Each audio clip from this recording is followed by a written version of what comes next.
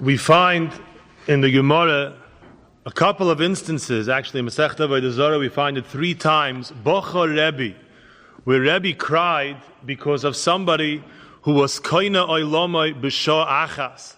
There are a few different stories. One of the executioner of Reb Chanina ben Tradian, who hastened the death of Reb Chanina ben Tradian, and a baskel came out and said, he's mezumen l'chai oilam haba. Another story about Elazar ben Durdoi, who was a terrible Baal Aveira, who did tshuva in the final moments of his life. Another story about Ketia bar Sholem. And in each case, a baskel announced, a heavenly voice announced that this person will be zoiche to chai oilam haba. And each time the Gemara tells us, Bocha Rebbe cried, Yesh koina oilamai b'sha achas. And the question is asked, what was the reason for his crying? He should have been happy. Somebody zoichet olam haba in a shah achas. It should have brought him great simcha. And I saw a magnificent marshal in the Sefer Imrei Pinchas. Tells a story about a father who had 2 sons. And one night they were very late coming home, and he's waiting. It's already an hour after midnight, 2 hours after midnight. And finally they come home, and he asked the first one, "Where were you?" And he says, "I'm so sorry. I went out with some friends, and they dragged me along to play cards, and we gambled, and I even lost the $3 allowance that you gave me." And he starts crying, "But I promise I'll never do it again. Give me another chance." The father says, "I see that you're serious, and you won't do it again." He asked the second son, says, "Where were you?" And he sings him the same song. "I also went out with some friends, and I also gambled. I even made $20,000 playing cards, but I'll never do it again." And he's crying, "You should forgive me." And the father gives him a smack in the face. "How dare you go and you gamble?" And he starts giving him a whole Musa drasha. And he's crying, says, "How come for my brother you accepted his excuse and me you treat so harshly?" And he said, "Your brother told me he lost $3. If he lost $3, that means he was gambling for pennies. If you won $20,000, that means you were gambling for high stakes. You were playing with big money. Imagine had you lost that amount of money. It would have been upon me to pay it. And I want you to learn a lesson, never do that again." When Rebbe saw, Yesh koina oilamai b'sha achas, he realized, what are we playing with? If one can earn oilam haba in 1 hour, what high stakes are we gambling with when we throw away our time, when we throw away an hour, when we waste our time? Bocha Rebbe, so Rebbe cried. We're here in the Yemei HaSefirah, where the whole point of Avodas HaSefirah is to make the most of our time, to count our days and to make our days count. And as we spoke last week, the Svarim HaKadoshim tell us the Ikr, the main days of the Sefirah are the first 33 days until Lag BaOmer. That's the time we're meant to be working on ourselves. From there on already shines the oil of Shavuos. And the days are going quicker and quicker. Are we making the most of it? Or are we gambling high stakes and letting these hours and these precious days slip away from us? We learned in the last 2 and 3 weeks the midos of chesed, gvura, and tiferes, and we explained that chesed comes from tzad hayamin, from the right side, and there's the idea of his spashtus, of spreading out, and gvura is the idea of the left side, of smoil, and it represents the idea of strength, of restraint, of holding back.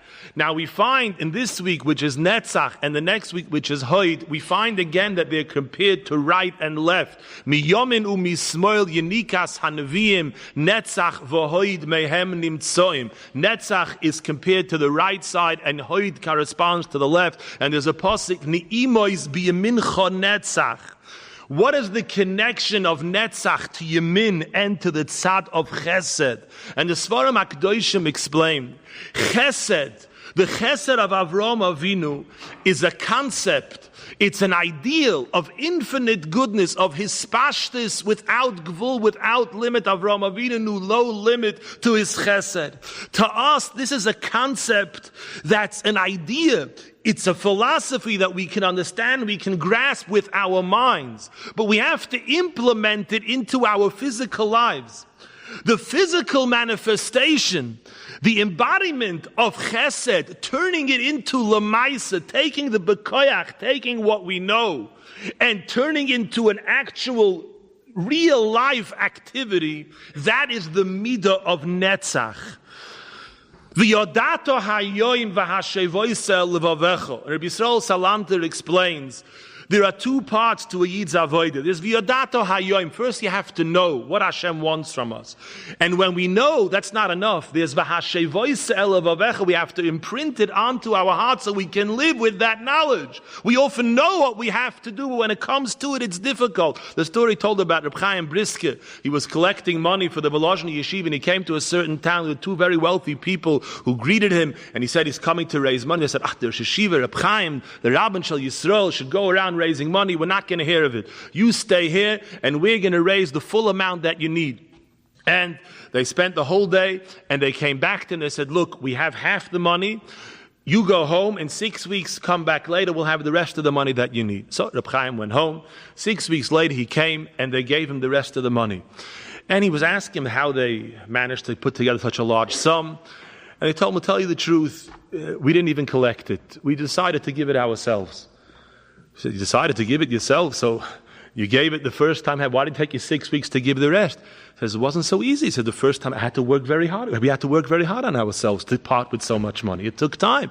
The first time was a big effort. It took us 6 weeks to be able to get ourselves up the strength, the ability to do it again.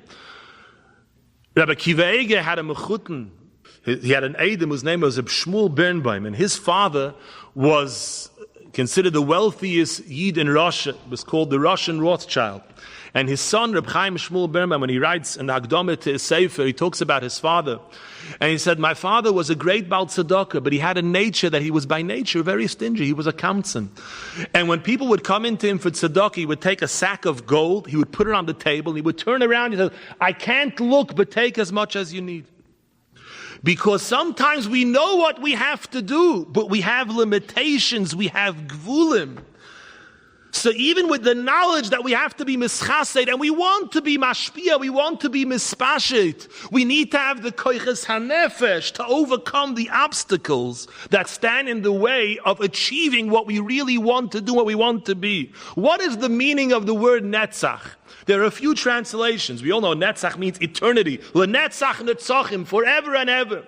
There's another translation of Netzach, nitzochaim, a triumph, a victory, to overcome, to have a nitzochaim in a battle. A person wants to do goodness. He wants to do chesed. He wants to be mispashet, but he has gvulim. He has boundaries. He has limitations. I want to help, but I'm very selfish. I may be cheap. I may be tired. I may not like this particular person who needs a favor from me. I may be just in a bad mood today. I know it's important to sit down and learn. I want to learn b'hasmada, but I've got boundaries. I'm lazy. I'm tired. I'm atzlus. I don't have a concentration. I have many things on my head. So I have to do a battle with myself, with my limitations, to implement my true knowledge. And when I overcome that, that's a nitzochain. That is the midah of Netzach. I opened up the floodgates and I allowed my rotzen of his pashtus to pour forth and achieve my v'yodato hayoim and create out of it a v'hashavos elevavecho. And that is the meaning of eternity. Nitzochain is Netzach. It's forever and ever, because we live in a world of physical restriction. We live in a world of gvulim. And there are three basic dimensions to these gvulim. They're called olam, shana, and nefesh. Olam means space. Shana is man, is time. And nefesh is the soul, is the person. And all of these physical boundaries cannot be transcended, cannot be broken through by physical force. You can't break through time, and you can't break through space. But ruchnius, spirituality, is not bound by these physical limitations. And a tremendous word from the Chassam Sofer. The Chassam Sofer asks the kasha on the Haggadah. We begin the Haggadah, holach ma'anyo. This is the bread of affliction, the ochla v'sona ba'ara de Mitzrayim. And then we say, kol dichvin yesev v'yechel. Anybody who's hungry should come and join me at my seder. And the Chassam Sofer asks a very straightforward question. He says, Holach Ma'ani is the beginning of Magid, it's part of the Seder. So shouldn't we first call in the guest, then start saying Magid? Why do we begin Holach Ma'ani, then in middle of that, call in the guest? And the Chassam Sofer says a Dava Nifla. He says, we know everything in this world is limited by physical dimensions. Yet we find that the Rochniistic world is not limited. We find that Miyat Machzik Hameruba, Vayukalu, all of Klal Yisrael was able to gather together in front of the Oyel Moed, even though there was no room for them. them. We find that Oroin Einem in Amida, the place of the Oroin, did not take up any space. And the Chassam Sofer writes, we find in the Beis Hamikdash, Oim dem Tzvufim u'Mishtachvim Levochim, there was place. The Chassam Sofer writes that I've seen this in my own Beis Medrash many times. When we had a small Beis Medrash, there was no room, and yet hundreds of people managed to fit in, because when we were oisik in a Dover Ruchni, the physical limitations become suspended. And he says, somebody prepares for a Seder, Balabosta cooks. How much food did she cook? She cooked for the people in her house. What if 10 guests walk in? Where's she going to find food to feed them? Listen to what the Chassam Sofer says. So begin the Seder. Holach Mohanyo. We're already oisik in the Seder. We're involved in an Indian Ruchni. Now we don't have to be afraid to invite guests, because however much food is in that pot, there will be enough. It will transcend the physical limitation to be able to feed your guests. We won't be bound by the gvulim of Olam, Shono, and Nefesh. And that's why Avram Avinu, who was the original Baal Chesed, Chesed LaAvram, was able to break through that boundary of Anoichi, the boundary of Nefesh, Ves HaNefesh Asher Osu B'choron, to give over his Nefesh and put it into other people's Nefoshes to be Mischased. Our world, Olam Hazeh, is defined as a world of Zman, a world that's time-based. In Olam Haba, there's no time. It's Lamala min Hazman. Zman, as we know it as time, also has another meaning. It's Miloshen Hazmona, preparation. Time just means preparation. This world is a world of preparation. The next world, you cannot prepare anymore. It's just a time, lekabel schar, to enjoy the fruits of our labors, to get the schar for what we've done. There's no more Zman. We've already arrived. Zman is this world. A world that's governed by Zman is finite, is not nitzchi. When we are mispashet, when we go out of ourselves, out of our own limitations, out of the gvulim of our own anoichias, we are mischased to others. We grasp instead of grasping the world in a superficial olam haza oifen, we connect to that world of olam haba. We become lamala min hazman, and we touch eternity. When we learn Torah, I may have told over this story once, maybe some of the people in the Olam heard it.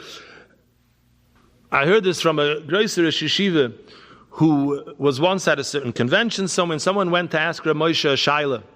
And Rav Moshe answered, you should do like this and like this. And the fellow said, but the Prima Godim, it says differently. So Rav Moshe said, I know about the Prima Godim, you should still do like this.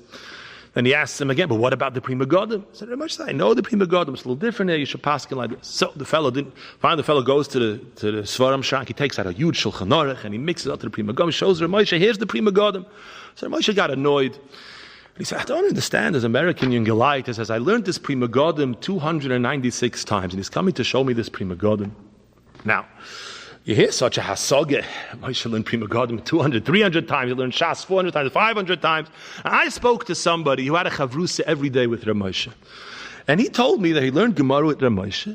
Rav Moshe learned Freg the Gemara, Enfer the Gemara, Freg Toisus, and he beautifully explained every word in Toisus, and he beautifully answered. You would think he learned like a computer. He was just, he couldn't find every word with a Ziskait, with a Neimus, with a Savlonus, like a Yid is sitting and eating up a piece of Gemara. So the question arises, so when did Rav Moshe, who was so busy, who was carrying upon his shoulders all of Klal Yisrael, who was Oisik and Tzorchei Tzibur, was writing Chubas and writing Svarim, so when did he have a chance to learn the Prima Godim 296 times? The teretz is because when you're Oisik really in Ruchnius, we're not governed by the limitations of Zman. It's hard to understand, it's hard to grasp, this could really be so, but this is so. This is true. You see Gedolei Olam who had unbelievable kinyonim in Torah, kinyonim of Nitzchias in Torah, they broke through these Gvulim.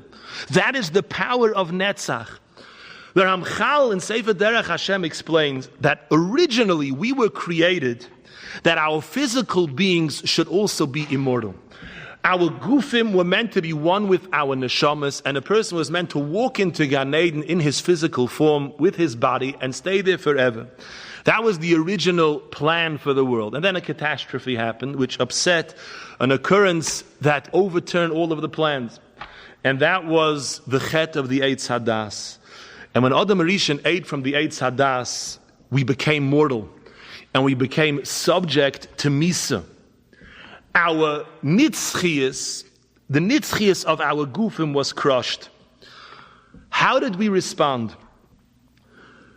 Adam Rishon, when he was banished from Gan Eden, the next pasuk tells us that he performed the greatest chesed that there is in the human experience. We know you can deal with chesed to somebody, you can give somebody a meal, you can give somebody a loan, you can give somebody a place to sleep, you can give somebody your time, you can give somebody 5 years of your time. But what does it mean to give somebody life? To give somebody his life itself. And that is the mitzvah of Pirya Verivya, of procreation. Immediately the next pasuk after the Girush from Gan Eden, after the exile from paradise, was Adam Harishon and Chava were moiled their children. They gave birth to Cain veHevel. Because this is the greatest act of chesed that there is, to give life. And not just to give life. Because we know that for children we give everything. We care for them, we support them, we nurture them, we give them our hearts, our souls, our money, everything that we have. And it's just a mashal, a little bit of a mashal. We tried to understand, we spoke the first week about chesed, how much the Rebbeinu Shalom is constantly giving to us, to understand that the Rebbeinu is mechayos every single second. He's mechadish b'chol yom tuv v'maseh b'reishis. A little marshal on that is how what parents are constantly giving to their children. Because when Nitzchias was taken away from us, when our gufim were destined to become mortal, and we were punished with the einish of Misa, so the Chelek HaNitzchid within us was striving for immortality, to transcend the Gvulim of Zman. And the first mitzvah in the Torah is Pirya Verivya. And every living being, every creature, every cell has the innate ability to duplicate itself, means to give itself away and reproduce and give life, and to be menatseach himself, to eternalize himself, to transcend the Gvulim of Zman, the Gvulim of Nefesh, the Gvulim of Mokoim. And since the Chet of Eitz Hadas, that is how we live in Nitzchias, by producing doiras. And that's why these words always go together. L'dor v'dor, u'lenetzach nitzochim. L'dor v'dor nagid godloch, u'lenetzach nitzochim kidushoscha nagdish. Because man was given the ability to touch eternity and to live beyond himself and to be menatseach his existence. And that's why after the Chet of the Eitz Hadas, Adam Rishon was told, koitz v'dardar tatzmiach. V'dardar is miloshen dor, l'dor v'dor nagid godloch. So we're always striving to break through the gevulim that hold us back, the limitations, the physical limitations that there are in this world. There are other expressions of nitzchias. There are times we all feel we can touch, we can go beyond ourselves and enter a different realm. A marshal of this is music, negina, shira. As the pasuk tells us, "Vayi kemenagin hamenagin," and the Ruach Hashem came upon Shaul. Music, shira, has the ability, we know, a person feels he's just a physical self, and somebody who can tap into dveikus, into simcha, into matzavim that are beyond his real self through the tzinor, through the vehicle of shira. And the Balatanya said, a niggin has the koyach, the ability to take a person from the place where he is and bring him to somewhere else. It can break through the boundaries of makoim. How do we refer to music in Tilim? Lamanatseach, Mizmor LeDavid, the Inyan of Nitzachon, of breaking through boundaries, and that special sweetness of Ne'imois B'Yamincha Netzach, the sweetness of not being bound to our physical limitations. That is how we describe David HaMelech, Ne'im Zemiros Yisrael, the sweetness of Torah, the Rochea Darkei Noyam V'chol Nesibos Seha Sholem. So there are many different examples that show us that when we look at our hands and our feet and our physical bodies and our physical existence, there's much more to it. Although it appears that we're bound and that we're limited, that's only because we're looking with eyes of Olam Hazeh. But we have to believe that we can become nitzchiyim, and we're constantly striving for eternity, and that is through the nitzchoinos, the overcoming the limitations and the various yetzaharas that stand in our way. Now, to be motivated, to have the impetus and the strength to want to strive, to overcome, to be a menatseach, we need to have some sort of grasp of the idea of Netzach, eternity, forever and ever. What does it mean forever? We have to try to be mamchish it. The Balei Mussar, Rav Dessler brings, I think he brings Rabbi Sol Salantov, one of the great Balei Mussar. He says, imagine a massive building, blocks and blocks long, that's filled till the rooftop with tiny little sesame seeds, trillions and quadrillions of sesame seeds. And every 1 million years, a bird comes along and takes off one. How long would it take to take them all? Says, that's a joke compared to Nitzchias, because that's finite. Ultimately, that can come to an end. Nitzchias is endless. The Chafetz Chaim once said, imagine if somebody has an appointment and he has to prepare for the appointments. He gets himself dressed. A certain amount of time one has to prepare to go to an appointment, to go to a chasana, to go for a job interview. And according to how important whatever it is he's preparing for, that's how much time he needs for preparation. What type of appointment must it be if we have to prepare 70 years or 120 years to go there? If Hasken Atzmacha bepruzda Kadesh Tikonish Letraklin, the Eibush said that our entire existence on this world is just to prepare for Netzach Netzachim. It's just to prepare ourselves for Nitzchias. Because Olam Haba is endless, it's limitless, it's breaking through of all the Gvulim. Someone once asked a question. The Gemara tells a story about one of the Ameroim was going through the desert and a traveler told him, I want to show you Bluyei de Koirach, where the children of Koirach are buried in the ground. And he took him to a place, he saw smoke rising out of the ground, and you put your ear to it and you were able to hear them crying, Moshe emes v'seirosei emes v'hein badoin. That Moshe is true, his Torah is true, and we are liars. Somebody asked the question, why is it? I mean, this is for thousands of years. How many times do you keep on saying over and over again the same thing? Moshe emes v'seirosei emes. And perhaps the answer is, if you look at the Rabbeinu Yoina, this week's Perek, the Shabbos, he talks about the concept of busha, of the busha and olam haba. He says, in this world, we know one can go through an experience of shame, of humiliation, and the pain can be very intense, but after a while it wears off. And depending on how sharp the busha is, the longer it takes for him to get over it. But he says, because we have gufim, and the gufim are not nitzchi, they're not eternal, eventually the feeling of busha goes away. But in olam ha'emes and olam haba, there's no guf, there's only neshama, and the neshama is nitzchi. So the hergish, the sensation of busha is at its intensity, you always feel like it's at the very first moment, and it never wears off. And let's try to understand this. Rabbi Lapian once told a Maisa, said there were two very chashuv businessmen who were neighbors, and they both were wheat dealers. They were very respected members of the community. And one night, one of them heard in one of his storage houses there was a rustling. And he went to check, and he saw his neighbor, this very chashuv, a respected businessman. He caught him in the act of stealing sacks of wheat, and he had noticed over the last couple of months there was wheat disappearing, and he caught him stealing. So this man's busha was so unbelievable, he ran into his house, and he didn't leave for a full year. He couldn't come out, he was so embarrassed. And at the end of the year, it took him each day a little bit, but eventually he was able to get over it. In olam haba, where there's no zman, where there's no time, where there's only netzach, the hergish of busha for an aveira is endless, it's infinite. So the feeling that the Bnei Koirach felt at that moment when they were swallowed up by the ground, when they realized in all its stark and perfect truth, Moshe emes v'seirosei emes, that revelation never wears off, because in the olam of Netzach, it's again and again with that same intensity like the first moment. They're still crying, Moshe emes v'seirosei emes, every single second. That's what Nitzchi is, and this goes l'tzad hatoif. The Goyen explains what Oz Yimolei Schoik Pinu. In Simcha, there are two stages. Somebody has tremendous good news. He won $1 million in the lottery. So his first reaction is one of ecstasy. Schoik, he just is in rapture. He's beside himself. Then he calms down and he's besimcha, and he can experience, he feels, and he starts to contemplate what he has. But that original moment of schoik is only for a second. It's only short-lived. In olam ha'emes, oz yimolei schoik pinu. The level of schoik never ends. It's a constant regeneration and reliving of that initial moment of unbelievable ecstasy and joy. That is nitzchias of olam haba. There's no wearing down through the gvulim of olam hazeh. We are an am netzach.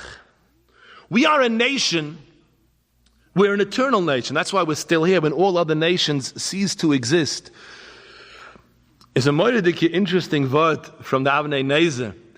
The Avnei Nezer says, the Medrash, the Gemara tells us by Matan Torah, the Eibishter went to every nation and he offered them the Torah. And Yishmael said we can't keep it because of Lo Sinov, and Esav said we can't keep it because of Lo Sirtzach. And he explains that every nation has to have something in the Torah that's diametrically opposed to its essence. And to be able to overcome that opposition is Kabbalas HaTorah.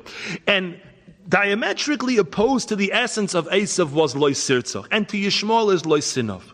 Now, it would only be fair, he says, if Hashem offers us the Torah, there has to be something in the Torah that is a total contradiction to our Yiddish Mahus. And Avnei Nezer says, that's the mitzvah of Hagbolah.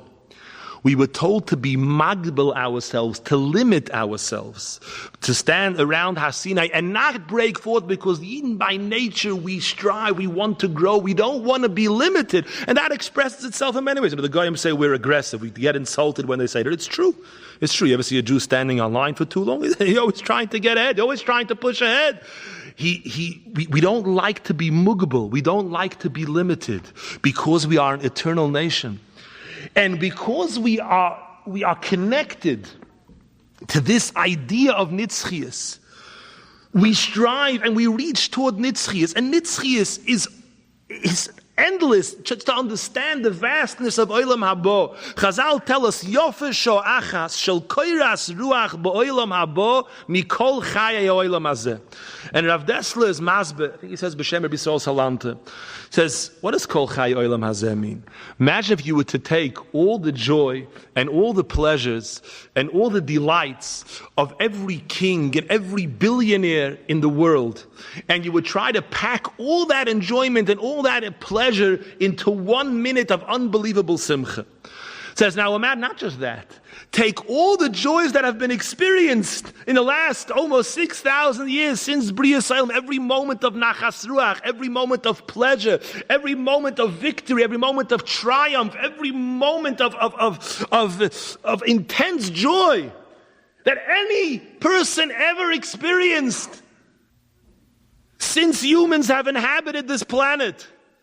And try to take that and put it all together. That doesn't equal sho'achas of koiras ruach. And koiras ruach is not the pleasure itself. Like you walk by a bakery and you get a sniff of the good cakes. That's koiras ruach of what olam haba is. Chazal tell us Nebuchadnezzar, for the 3 steps that he took, or 4 steps that he took, l'chvoid Hashem, was given his schar on this world, and his schar was to be a moilech bekeeper, that he ruled over the entire universe.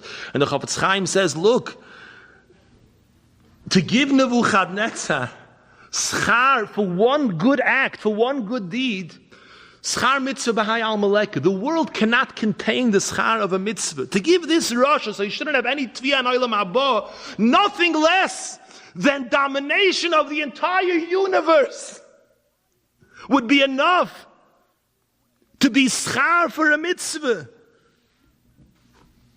So when we look at a sho'achas, bocha Rebbe yesh koina olamai b'sho'achas, we have to look with olam haba dika eyes. You look at a glass of water. We're looking at a glass of water. But on this glass of water, I can make a bracha, shahakal niyeh b'dvaroi. And this glass of water can contain more pleasure and more hana and more koiras ruach. It's an atom bomb. It's an unbelievable source of pleasure and oinig and ruach and olam haba. The opportunity to learn Torah for 10 minutes, to learn Torah for an hour. What is it? To do a chesed, to say a good word to somebody, to give a bit of tzedakah, to daven, to make a bracha. There's so much power, we just take it for granted. We don't understand all of this nitzchias, all of this endless koiras ruach, where is it created on this world? Sometimes they tell you, you want to plant a whole garden, they send you a packet of seeds, it comes in a little envelope. In this packet of seeds are the seeds for the whole garden. That's a narish emotional to the amount of energy and the amount of potential that there is in one Maisa Toiv. One Krishma, one tefillah, which every single tefillah that Riyah Kodesh writes from the time of Anshe Knesset Agdoila was put into it what its particular tikkun has to be. And this mincha that I'm sending up to Shemayim right now is going to be there forever. L'Netzach Nitzachim. This Krishma I'm about to lay, this Sefirah Shiurim I'm about to count.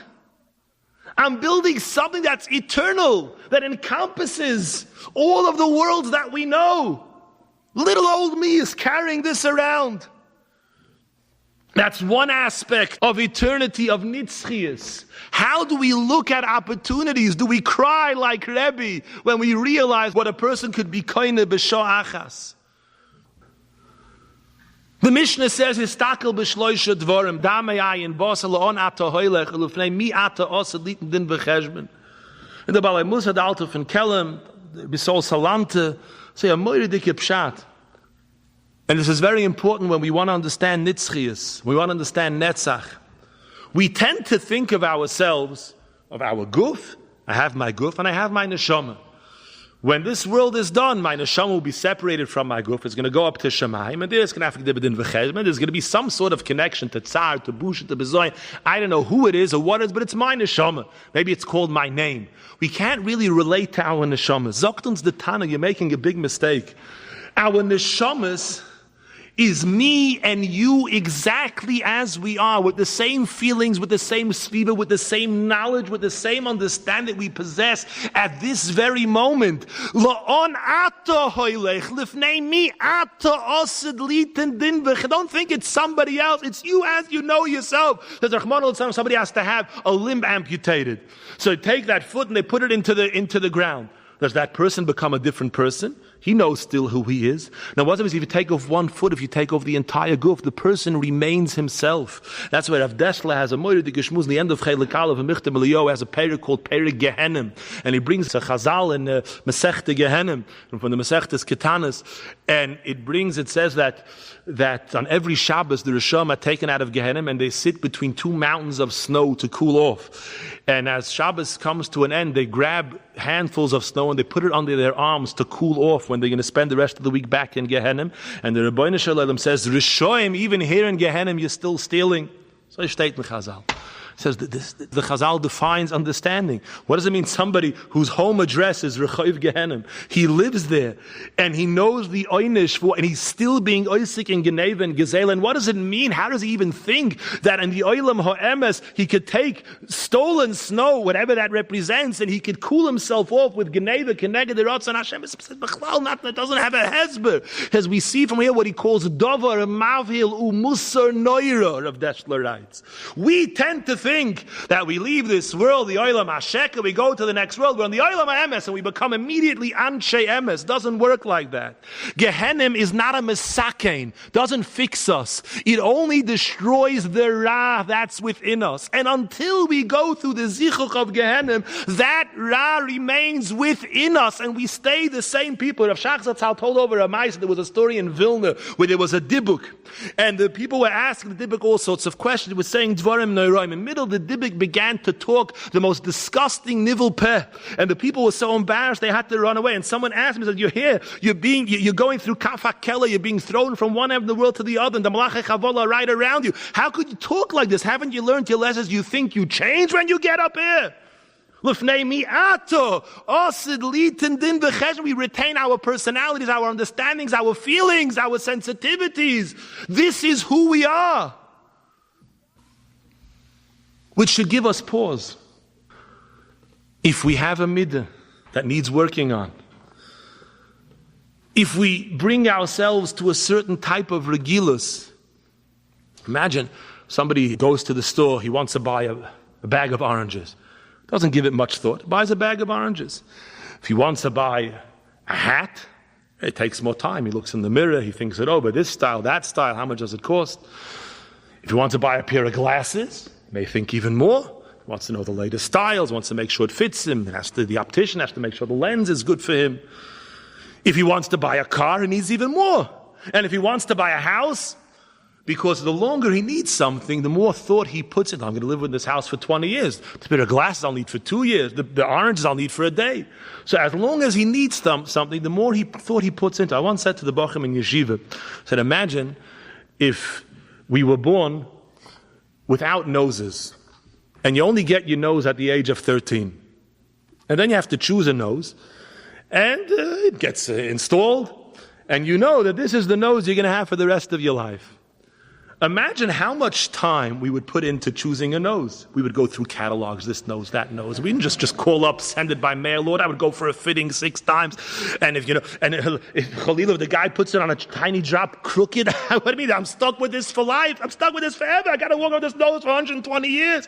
How much would a person think and put effort because he knows that this is going to be his physical appearance? He's so worried how his suit looks, and he's so worried how his hat looks, which he can change. So part of his physical being. But even that's only for 120 years. But our midas is l'netzach l'nsochim. He's going to be like that in Olam Haba too. Because we take with us l'netzach, the kinyonim and the characteristics that we taught ourselves in this world. So how important it is for us to develop ourselves properly, to realize a bad habit is not just, or a bad regilus, or a bad midah. It's something we're bestowing it upon ourselves. You can't say trillions of years because that's a joke. It's forever. And if a person works on a midah toiva, what is he giving himself? He's giving himself a luster, a brilliance that's going to last with him forever and ever and ever. Maybe some of us find this disheartening or frightening. No, it should be encouraging. Because we can build for ourselves such magnificent edifices, such magnificent palaces. There's an idea that's brought in the Slonim Svarim, many Chassidish Svarim, bring a moiridik nekuda. Nitzachain. Every nitzachain, every victory of the Yetzer Hara is nitzchias. What does that mean? An example, when Avram came to Mitzrayim with Sarah, so he hid Sarah in a box. He was afraid that she would be taken by Parah. And when he came to the border, and the border police asked what's in the box, and he tried to push them off. And the Medrash says, first, he said, I'll pay you the tax for cloth. They should think there's just cloth in it. And they said, no, we open up. He says, okay, maybe there's silver, I'll pay you for silver. Open up, I'll pay you for gold, I'll pay you for diamonds. He offered and offered, kept raising to offer to pay, no matter what's in there, I'll be rather than open. At the end, they opened the box, and out came Sarah, and the whole Mitzrayim lit up from Ziva v'Hador, and they took it to Beis Parah. As a Moridika Kasha. What did Avram think was going to happen? I mean, was he planning on keeping her in a box forever? Did he not realize that by each time he ups the price, is going to make them suspicious? Of course, he's hiding something. Of course, they're going to force him to open it up. What could have been the kavanah of Avram Avinu? We know the whole experience of Sarah in the palace of Parah was a Maisa of a Simen Labonim, to be goyder Yiddish kinder later when they're going to be in Eretz Mitzrayim and the Ervas Haaretz, and they're going to have to be able to withstand the terrible tumah of Gilui Arayos. And this way was the path was forged by the Mesiras Nefesh of Sarah Imenu in fighting the battle not to become Nitma Nivgam al Yidei Parah Harosha. And part of the battle with the Yetzer Hara, Avraham Avinu was teaching us that every little bit, every small nitzachain, even if Rachmanu Litzlan in the end the Yetzer Hara wins, but every little bit that a person fought and pushed off and he was matzliach, that's l'netzach, that stays with us, that's never lost. Amotzi Yom Kippur in Mir in Shanghai, there was a little bit of a longer Shemona Esrei, and it was a little bit later, and some of the Bochrim wanted to give a present to Reb Chatzkel, and even though they were very hungry, right after Ma'ariv, they sat down to learn a Seder, and the Mashgiach Reb Chatzkel had Mordik and Nachas, and because he gave me this joy, I'm going to give you joy and tell you a word. He said a story. He said there was somebody who built a huge tower, and he kept building and building. Finally came to the very top of the tower, and he came tumbling down. He fell down on the ground and said, "Oh, my whole tower collapsed." So your tower didn't collapse, your tower's still standing. You fell down, but your tower's still there. On Yom Kippur, we build ourselves towers, towering palaces of Avodas Hashem, of tshuva, of closeness to the Rebbeinu Shalom. And after Yom Kippur, we fall off the tower. So we think the tower came tumbling down. The tower it's still standing. We fell down. But what we built, at that moment stays forever. Every single Nitzochain is Nitzchias, stays forever. And even if a person does an Aveira, we state in the Sefirah Makdoshim, every krechs that he has, every bit of charota makes a difference. It gives a shini tzura. And every time he overcomes his Yetzar and he fights and he does battle, he is creating a tzura of Nitzchias for himself that will be with him forever and ever. So in our grasp of Nitzchias, the first thing is to have the proper hashkafa, to understand that things are not what they seem to be. We see things in very, very small form. We see ourselves, we see people. We think a person is just the finite dimensions of the person. The Nefesh HaChaim writes that the guf and the neshama could be compared to, the guf is like a shoe. How much of a person fits into a shoe? Just the akev, just the bottom of his foot. Everything else is out of the shoe. It says a person has a guf. How much of his neshama is in that guf? The very tip of the neshama. The rest of his neshama rises above the guf like a body out of a shoe and goes up till shamayim. Who are we looking at? We tend to look at things with such limited eyesight. And we grasp things only as they apply to our immediate needs in our hoiva without any shaykhs to Netzach. Like a little child walks into, he goes into a puppet show theater. And he's just looking at the puppets dancing around. But someone who owns the puppet theater, he looks at the guy on top who's moving the strings around. Because he understands that's where it's all at. This is just a tiny little part of the show. I was at a Pesach Seder. And there were a lot of people sitting around the table. There was one little boy, about 4 years old, walked over to somebody. He was just a younger man. And he keeps asking him, are you a father? Are you a father? And this guy was only married a few months. He was getting annoyed. Like, what are you asking? Are you a father? And I realized, I said to him, all he wants to know is if you have an afikomen. It's all he's interested. To you, all he represents, your history is not important, your life is not important, your children are not important. He just looks at his tiny little childish world. Have you got an afikomen? Haven't you not got an afikomen? If we look at people, if we look at ourselves like little children, we ignore that Kol Yisrael Yesh Lam Chelek Li-Olam Haba, there's such a chelek of us, that's Olam Haba. And we would look at our lives that way. We would understand things with such a greater depth. We would accept things with such a greater depth, because we would realize that this world is just a tiny little hoiva. It's a little prusdor leading into a traklin. Imagine if somebody, his wife decides to order a brand new expensive living room set. Spends a lot of money, and he agrees, okay, we need a new living room set. And they come and they deliver it. And the workmen, the delivery men, they just put it right in the front of the house. There's a hallway. They put the whole thing, they piled it up in chairs and tables, everything in the hallway. And he walks in, he says to his balabusta, he says, this is what you bought. Look, this looks terrible. You can't, this is what you paid so much money. No, it's not in its right place. It doesn't belong here. This is meant to be in the dining room, in the living room. When you put it in the living room, you'll see how beautifully it fits. You're just looking at it in the wrong place. Somebody walks out, and he's getting into his car. Somebody smashes into me, dents his car. He has agmas nefesh. His car's ruined. On this world, it looks terrible. But in the other world, it looks moiridik. In the next world, every bit of agmas nefesh fits so beautifully. It's just joy and nachas for the person. It's kaparas avonis, but he's looking at it in this tiny little lens, and it's such a narrow field of vision. Person has problems and worries and sorrows and oppressions, and he has problems, parnasa, kol minei zachen, which taka in this world look terrible. But if you're looking at it through a lens of nitzchias, it has a completely different look to it, has a completely different hashkafa to it. Hasken atzmecha bepruzde, kidei shetikones letraklin. All this world is just a world of hoiva. It's transient. It's finite. It's mugbal. Netzach corresponds to Moshe. Moshe emes v'soirosei emes. Netzach equals truth. It equals emes.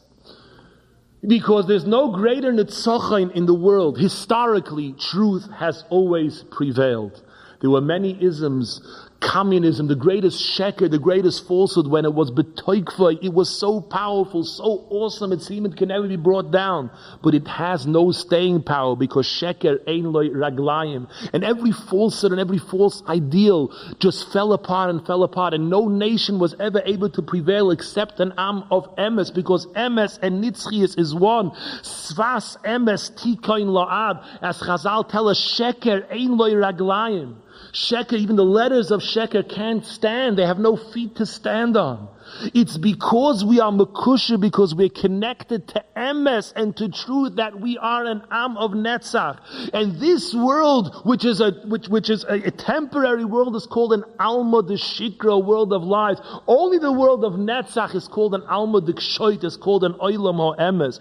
And that's why it's so important. Why by Yidden, why by tzaddikim, the concept of emes wasn't just because you have to be nice and you have to be good and you have to be honest.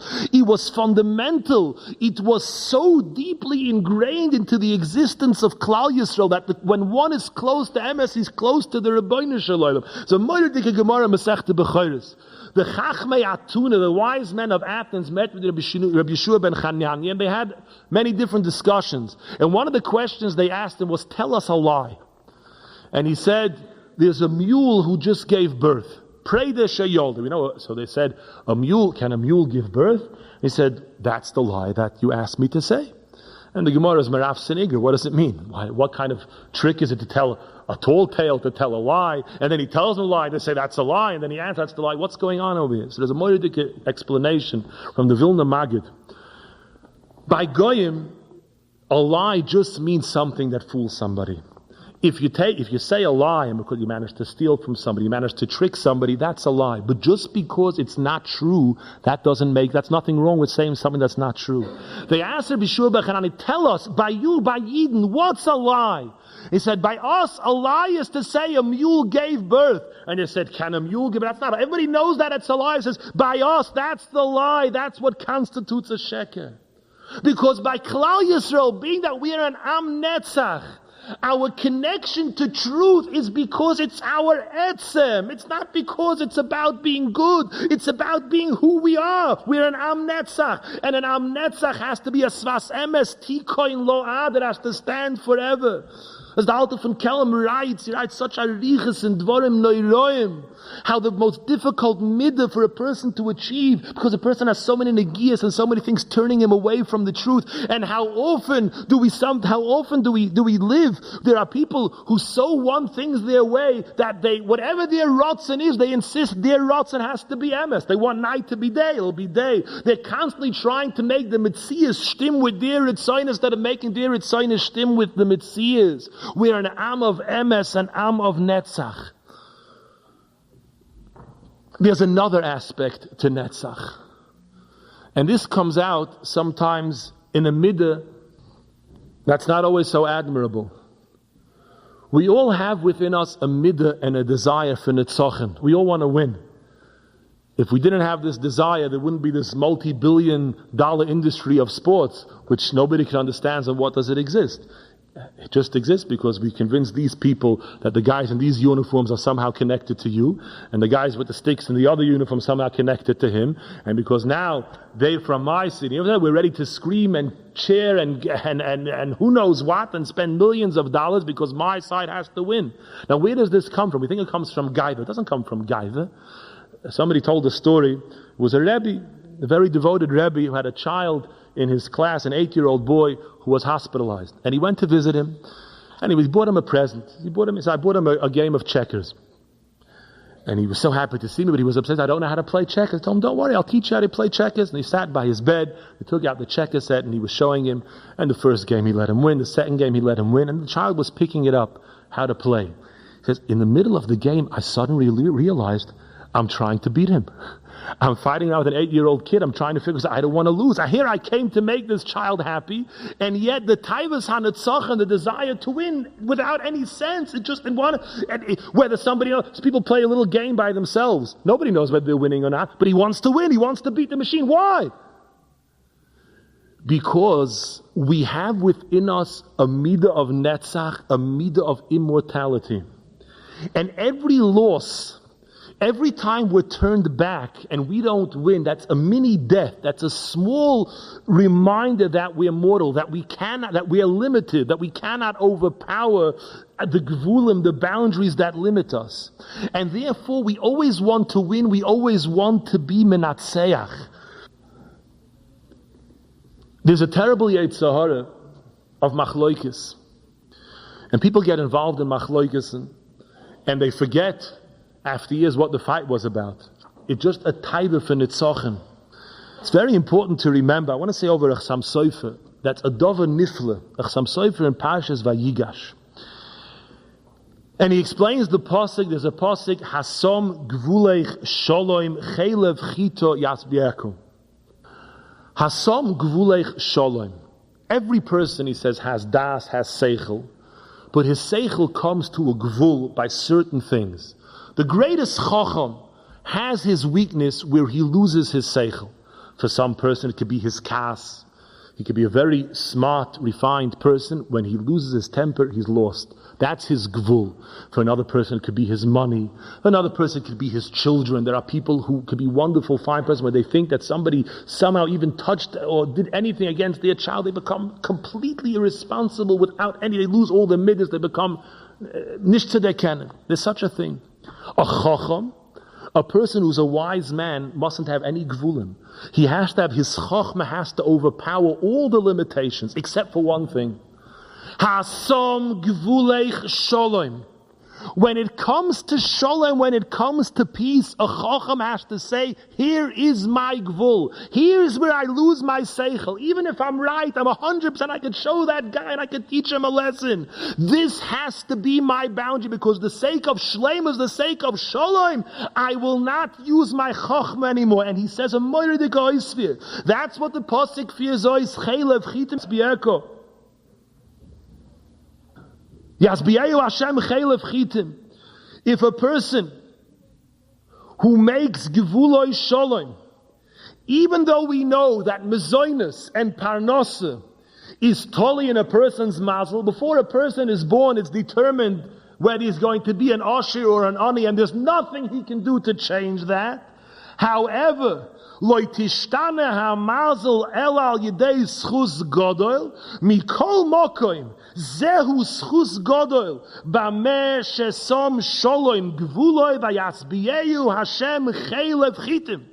If a person can bring himself to this level, that he can be mevater on his taibus on the tzochen in a machloikis, and he breaks through the gvulim, because he realizes that when somebody is attacking me or somebody is insulting me, my goal is not to be menatseach him. My goal is to be menatseach the Yetzer Hara. Because this person giving me tzar is a messenger from the Rebbe Shalom testing my midas. He's not Negeya. He's just the guy in the shoe. But what's really coming at me is an Esayim and a Shemayim. And my Netzach shouldn't be over him. My Netzach should be in a completely different battlefield. And when he realizes that, because he didn't let himself be controlled by his gevulim, his own gevulim, his limitations that said you can only accomplish so much, and you can only be so great, you can only be so wealthy, you can only have so much, become botel and mavutul, because he overcame his limitations. The other limitations go. The Chassam Sofer says that machloikis echad doichem meya parnosos. How many fights do people get in over money? And they don't realize the fighting is costing them much more than they could ever hope to win. The vitur, being menatseach the Yetzer Hara, winning on the different battlefield, that breaks the boundaries and limitations that restrain a person. Rabbi Ephraim Wachsman writes, Boduk u'menusse, and he heard it from many tzaddikim.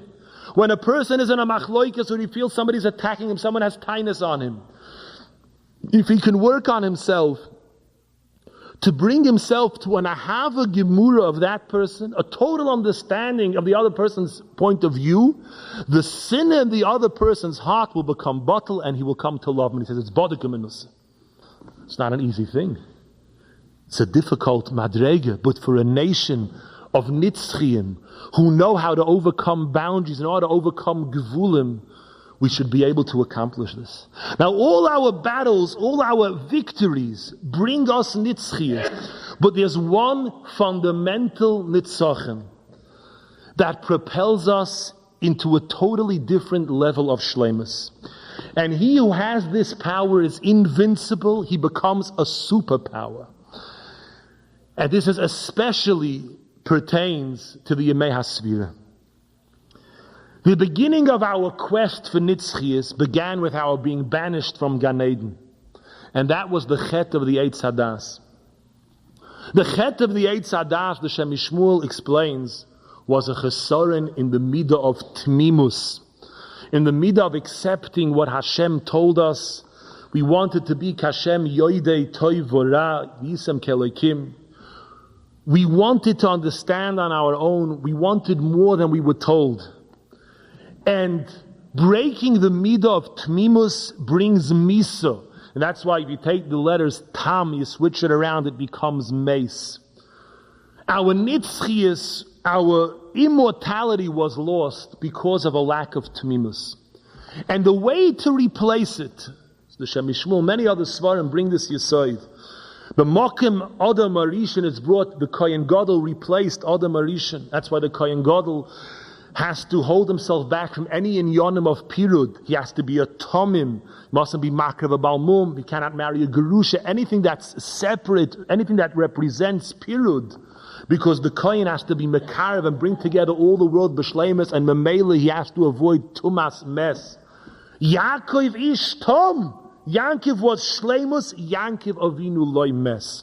The closer we are to tmimus, the further away we are from Misa, and the closer we are to Nitzchias, because Misa and Netzach are in a constant battle. That's why at Levi we say the pasuk, Bila hamoves lo Netzach. Netzach should overcome Misa, should overcome the curse, the orur that we got at the time of the chet of the Eitz Hadas. The Yemei HaSefirah, Sheva Shabbosois Temimois Tiyena. We're meant to be working on this avodah of tmimus, and the avodah of tmimus is al tachkor kol ma sheyaver olecho kabel betmimus. An unbelievable, difficult avodah. A recognition that whatever happens to us is from the Rebbeinu Shalom. I'm makabel it and I accept it betmimus. And this brings us to a level of shleimus. Shleimus, what's it? A navi is a shalom. How does somebody get shleimus? Shleimus. There's a way for a person to be a shalom. Kol ma sheyaver alecho. And people have so many nebuch difficult nisyonis. The Rebbeinu Shalom tests us in so many difficult ways. But the closer a person can say, if it's from the Rebbeinu Shalom, I'm a kabbalit betmimus, the closer he becomes to Nitzchis. I want to read you a lashon from the Heilige Shem Shmuel and Parshas Emor. Zui ha'etza ha'yeutza. The tried and tested answer. The Yesoid Musod letachlis hayohadis liois betmimus v'sheloi lachker ulaharer acher shum dover. Now, whatever it is, the person should understand that it's from the Rebbeinu Shalom and it's good. And he says, we think it's just an avoid. It's important. It's good for a person to be betmimus. No, it's much more than that. Much more than that. If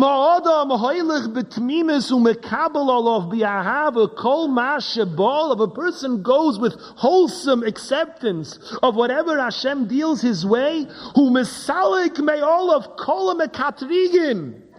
he pushes away, he dispels, he destroys all of the enemies, all of the midas hadin, v'noi shami kol tzoroiso. So it's not just a midah toiv, it's a weapon to defeat the koiches sorah who want to destroy us, as it says in the Gemara by the Zohar, me'acha shekibalto lecho hadin is potur ato. Because that's the connection to Nitzchias. Nitzchias or the Netzach tonight, we're going to be counting in Metzach Shemshun, Netzach Shebenetzach. The highest level of Netzach means a person is invincible.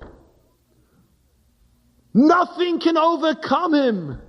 He's the greatest level of shleimus that there is. He's a Tomim.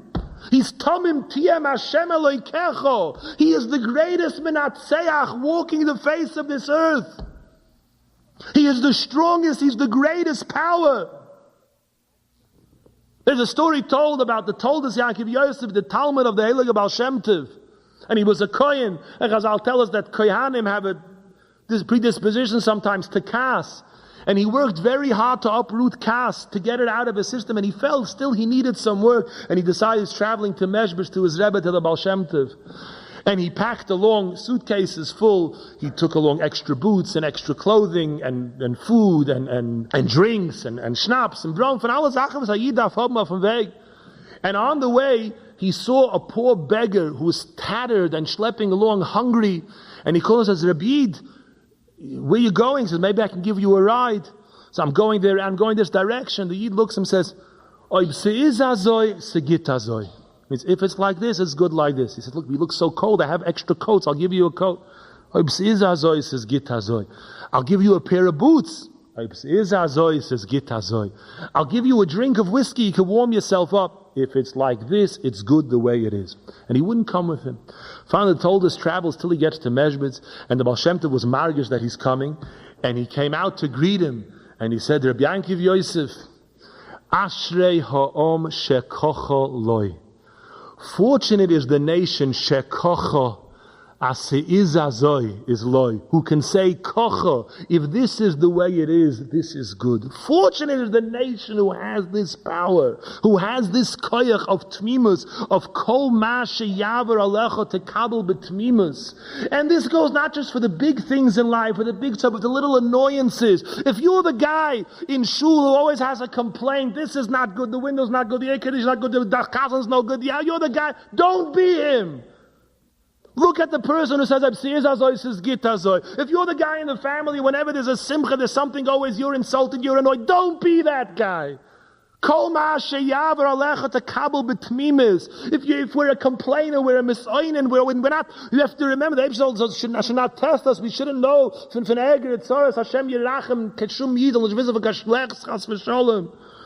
But the greatest level of Netzach Netzochim, the opposite of Misa, Chaim Gimurim, is Tomim Tiem Hashem Alekecha Sheva Shabbos, is Timimois Tieno, to be like Yankovish Tom Yoshe Vayholim. And the Eibshter says, I'll help him. If we tap into this midah, we'll be Zoiche to a sweetness, to a neimus of neimus Bimincho Netzach.